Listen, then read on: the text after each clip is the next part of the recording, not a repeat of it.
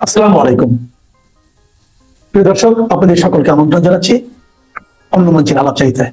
সুপ্রিয় দর্শক, আসসালামু আলাইকুম। আপনাদের সবাইকে স্বাগত জানাচ্ছি এখনকার আলোচনায়। আপনাদের সঙ্গে আছি আমি সিরাজুল ইসলাম।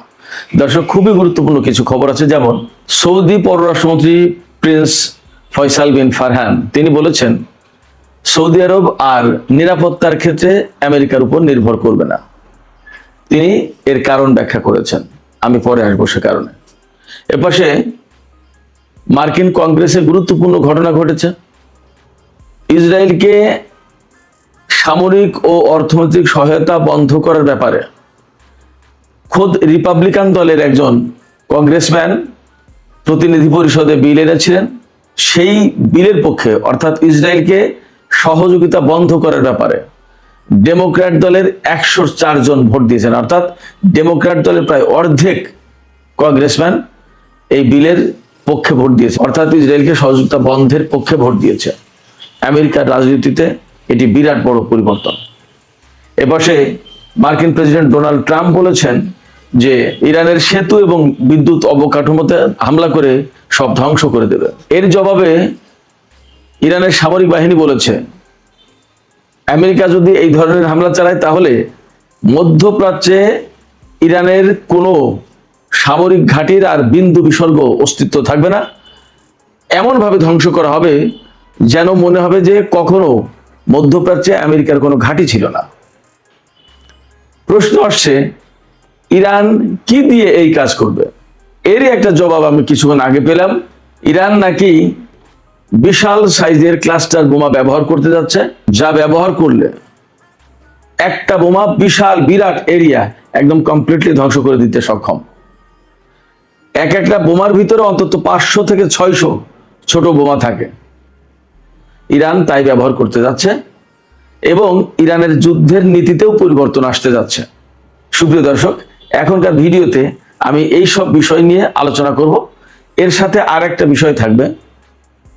মার্কিন ভাইস প্রেসিডেন্ট জেডি ভ্যান্স বলেছেন ইসরায়েলের কিছু লোক আমেরিকার ভিতরে এই প্রচারণা চালিয়েছিল যেন আমেরিকা ইরানের সাথে চুক্তি না করে, যুদ্ধ চালিয়ে যায়।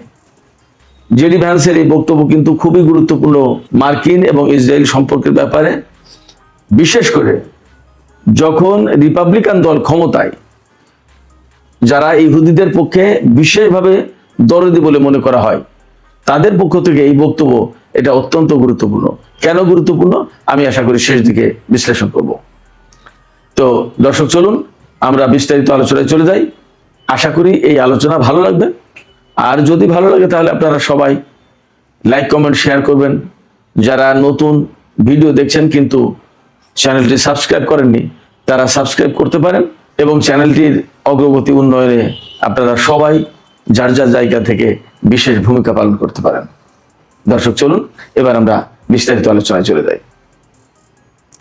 সর্বপ্রথম যে বক্তব্য আমি দিয়েছি, আলোচনাটা এনেছি, সেটি হচ্ছে যে সৌদি পররাষ্ট্রমন্ত্রী প্রিন্স ফয়সাল বিন ফারহান তিনি একটা বক্তব্য দিয়েছেন, যে বক্তব্য একেবারে বিশ্ব রাজনীতিতে ঝড় বয়ে গেছে।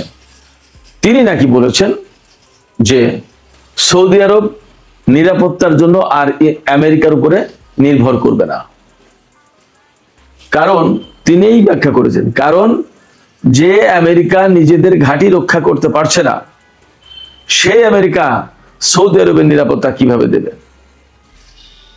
আমি শুরুতে একটা কথা বলেছি, নাকি বলছি এই কারণে, আমি যে জায়গা থেকে প্রিন্স ফয়সাল বিন ফারহানের বক্তব্য শুনলাম সেটা ছিল আরবিতে।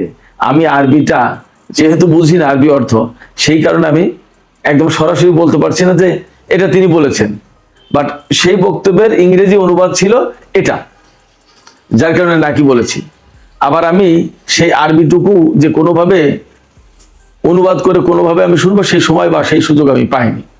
তবু ইংরেজি অনুবাদের উপর ভিত্তি করে আমি বলছি, সৌদি পররাষ্ট্রমন্ত্রী প্রিন্স ফয়সাল বিন ফারহান এই কথা বলেছেন এবং তিনি কেন এটা বলছেন তার তো কারণ ব্যাখ্যা করেছেন যে আমেরিকা যেহেতু নিজেদের ঘাঁটি রক্ষা করতে পারছে না, সেক্ষেত্রে তারা সৌদি আরবের নিরাপত্তা কি দেবে? অতএব তাদের উপর নিরাপত্তার ব্যাপারে আর রিলাই করার কোনো প্রশ্ন নেই। তাহলে সৌদি আরব কার উপর ভরসা করবে?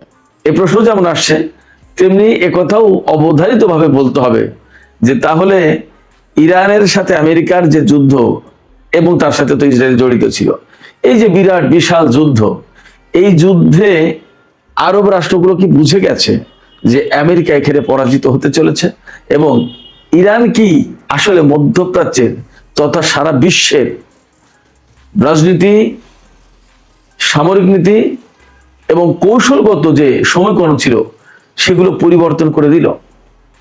এই প্রশ্ন আমি আপনাদের কাছেই রাখলাম, আপনারা জবাব দিতে পারেন কমেন্টের মাধ্যমে।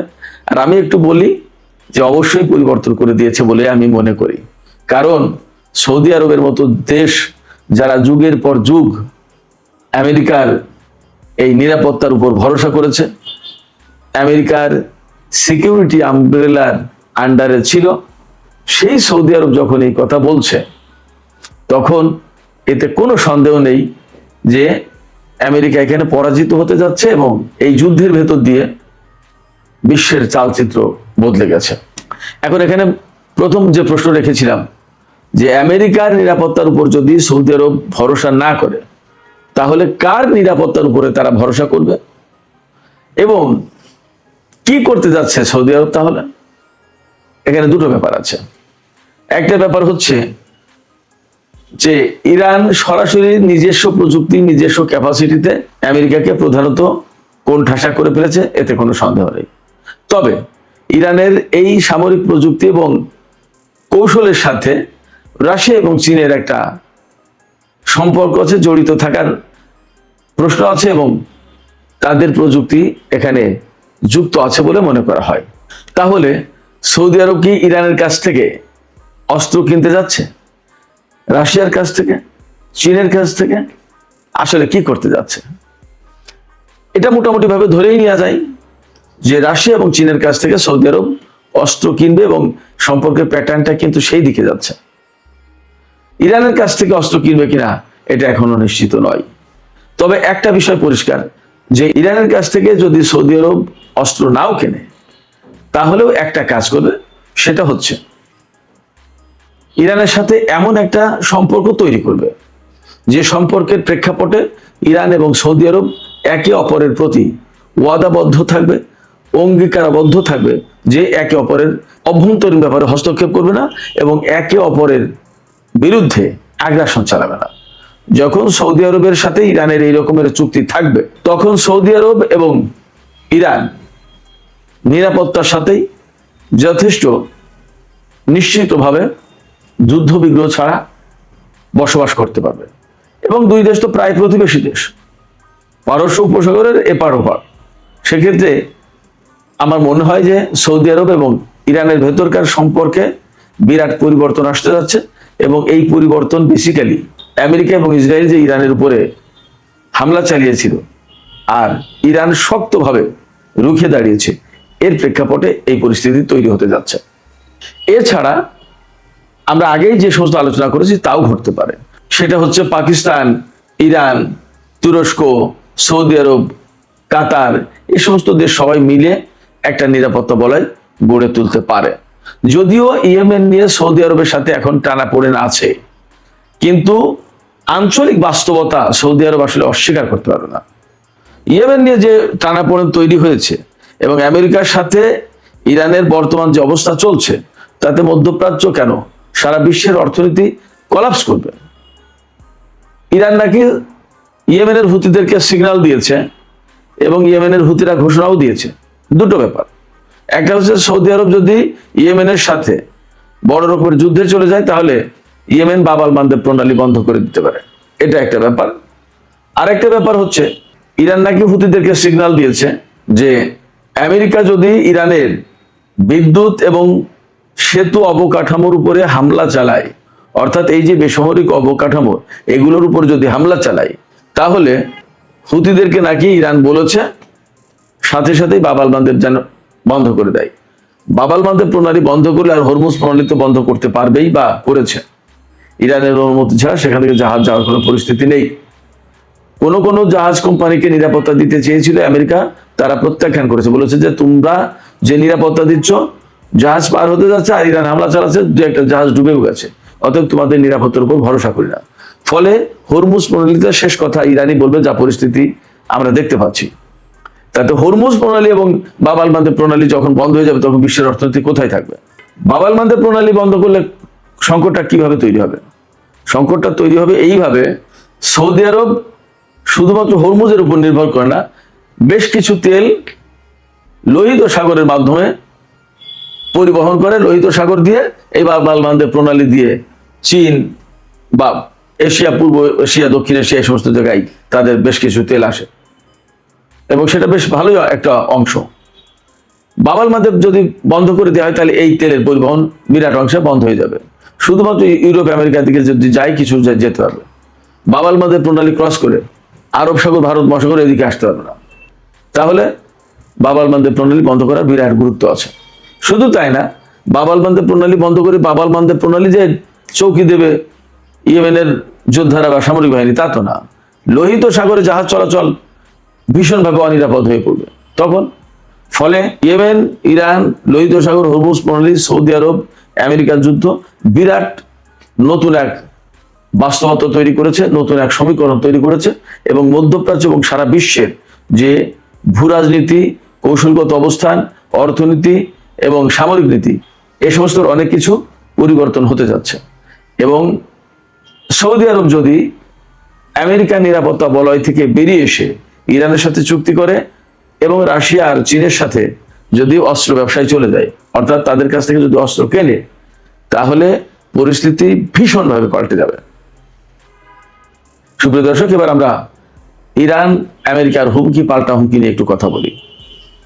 মার্কিন প্রেসিডেন্ট ডোনাল্ড ট্রাম্প বলেছেন, আগামী এক সপ্তাহের ভেতরে যদি ইরান চুক্তি না করে, আমেরিকার কথা মতো যদি চুক্তি না করে, তাহলে ইরানের সেতু এবং বিদ্যুৎ অবকাঠামো, অর্থাৎ বেসামরিক অবকাঠামো ধ্বংস করে দেবে।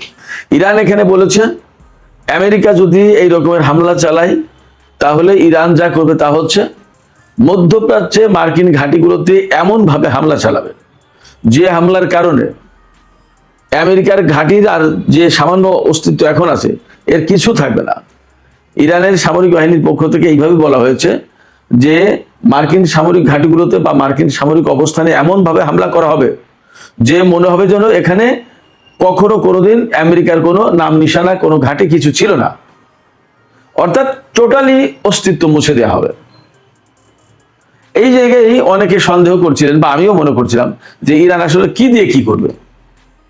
ইরানের হাতে ব্যালিস্টিক ক্ষেপণাস্ত্র আছে, হাইপারসনিক ক্ষেপণাস্ত্র আছে, ড্রোন আছে এবং এরই মধ্যে গত দীর্ঘ যুদ্ধে আমেরিকার ঘাঁটি অনেকগুলো কিন্তু প্রায় ধ্বংসস্তূপে পরিণত হয়েছে, অনেকগুলো একদম ক্ষতিগ্রস্ত হয়েছে, ব্যাপকভাবে ধ্বংস হয়ে গেছে। যে যা যেটুকু আছে সেগুলোকে ধ্বংস করার জন্য এই যে অস্ত্রগুলোর কথা বললাম, ব্যালিস্টিক ক্ষেপণাস্ত্র, হাইপারসনিক ক্ষেপণাস্ত্র, ড্রোন বা ইরানের বিমান, এর পাশাপাশি নতুন করে যুক্ত হতে যাচ্ছে বিশাল বড় আকারের ক্লাস্টার বোমা। এই বোমা ইরান পরীক্ষা করতে যাচ্ছে অথবা ব্যবহার করতে যাচ্ছে। খবরটা এরকম বলা হচ্ছে, পরীক্ষা করতে যাচ্ছে। তা পরীক্ষা মানে এই ব্যবহার করতে যাচ্ছে। এক একটা ক্লাস্টার বোমায় কতগুলো ছোট ছোট বোমা থাকতে পারে? 20-50টা থেকে শুরু করে 500-600 পর্যন্ত। ইরানের যে ক্লাস্টার বোমা ব্যবহার করতে যাচ্ছে তাতে সম্ভবত এইরকম 400-500-600 বোমা থাকবে। এইরকমই মোটামুটি একটা ধারণা আমি পেলাম। এখন এক একটা ক্লাস্টার বোমা যদি এইরকম একটা বোমা মারা হয় তাহলে বিরাট বিশাল এরিয়া একেবারে কমপ্লিটলি ধ্বংস হয়ে যেতে পারে। আপনি চিন্তা করে, একটা বোমা থেকে 600 বোমা বের হবে।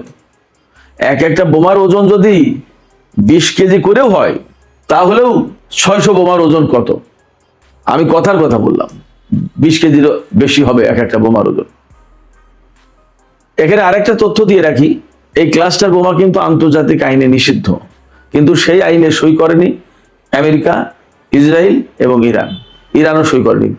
ইরানের বক্তব্য, আমেরিকা এবং ইসরায়েল সই না করলে তারা করবে না। অর্থাৎ আমেরিকা এবং ইসরায়েল ক্লাস্টার বোমা ব্যবহার করবে, ওই আইনে সই করলে তো আইনের বাধ্যবাধকতা চলে আসবে। সেই জন্য ওই আইনে সই করেনি, ওই চুক্তিতে সই করেনি আমেরিকা এবং ইসরায়েল। ইরানের বক্তব্য হচ্ছে যে আমেরিকা এবং ইসরায়েল এই ধরনের বোমা ব্যবহার করবে আর আমরা পুড়ে পুড়ে মার খাবো, আমরাও করবো না, ওরা যতক্ষণ পর্যন্ত না করবে। ফলে আমেরিকা এবং ইসরায়েল এই সমস্ত ক্লাস্টার বোমা ব্যবহার করেছে এর আগে, বা যদি করে ইরানও করতে পারবে। আইনে ইরান ধরা খাবে না। ফলে যুদ্ধ অন্য রকমের গতি পেতে যাচ্ছে, যুদ্ধ অন্য রকমের মোড় নেবে বলে মনে করা হচ্ছে। এবং ইরান যদি ক্লাস্টার বোমা ব্যবহার করে তাহলে সত্যি সত্যি যুদ্ধের পরিস্থিতি পাল্টে যাওয়ার সম্ভাবনা রয়েছে। এই জায়গায় এই ক্লাস্টার বোমা ব্যবহার করলে আরো যা ঘটবে সেটা হচ্ছে, এতদিন মোটামুটি আমরা ইরানের যুদ্ধের একটা নীতি দেখে এসেছি। ইরান কিন্তু যুদ্ধে মানুষ মারার দিকে নজর দেয়নি বেশি।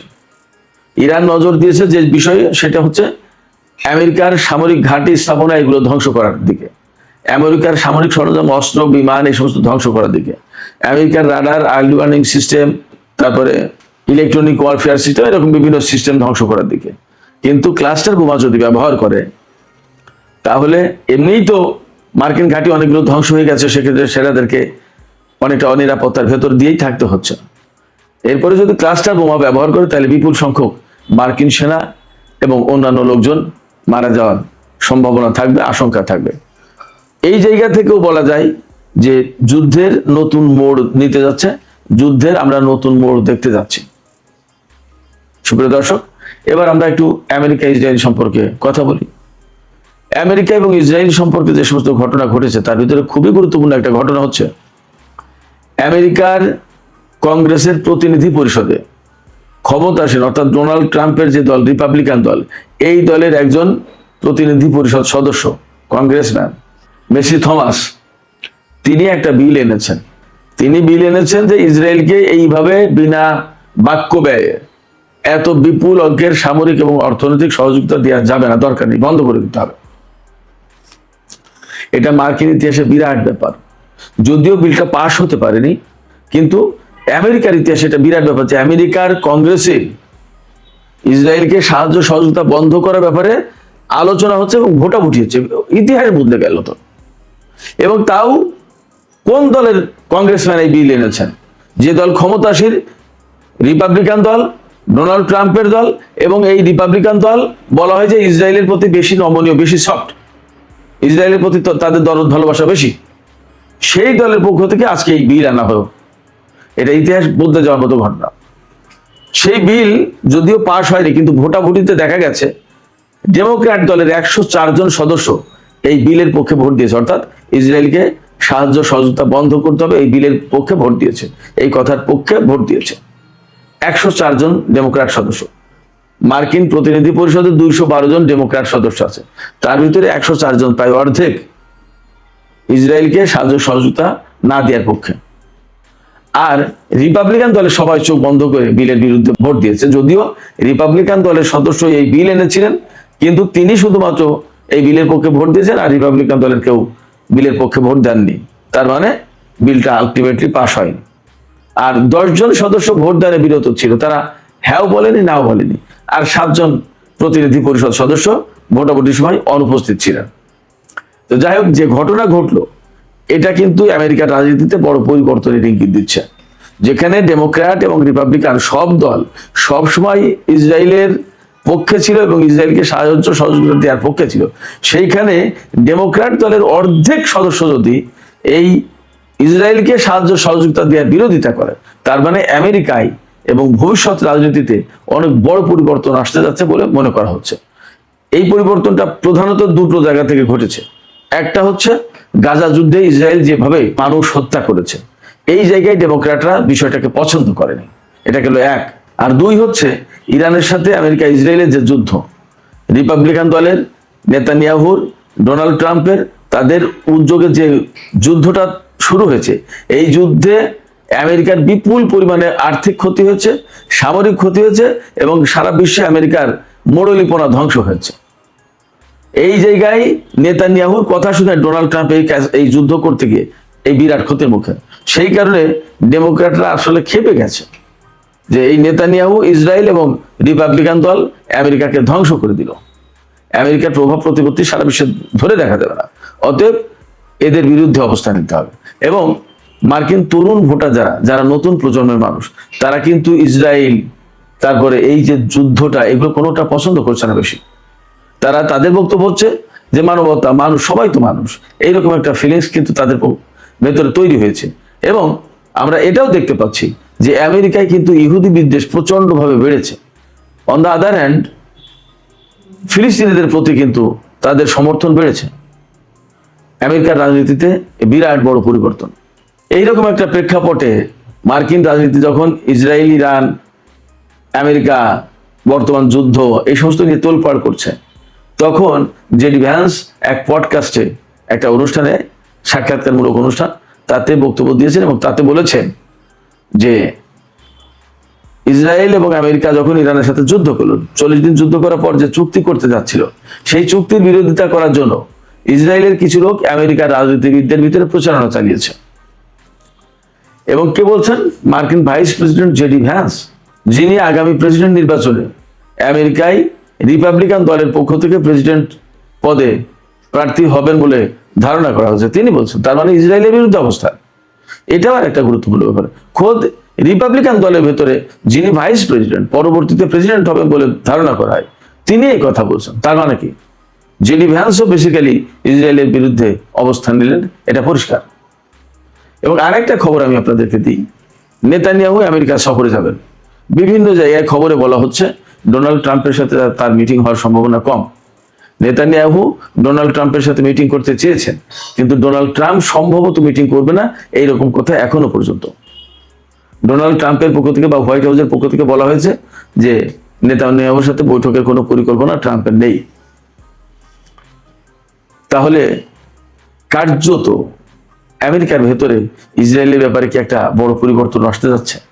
অথচ 1967 সালে আরব ইসরায়েল যুদ্ধের পর আমেরিকা একেবারে অন্ধভাবে ইসরায়েলকে সমর্থন করা শুরু করেছিল, এবং তার এত বছর ধরে, এত যুগ ধরে যে নীতি অনুসরণ করে আসে, তা হলো এই যে ইসরায়েল হচ্ছে মধ্যপ্রাচ্যে আমেরিকার প্রধান স্বার্থ দেখাশোনাকারী দেশ।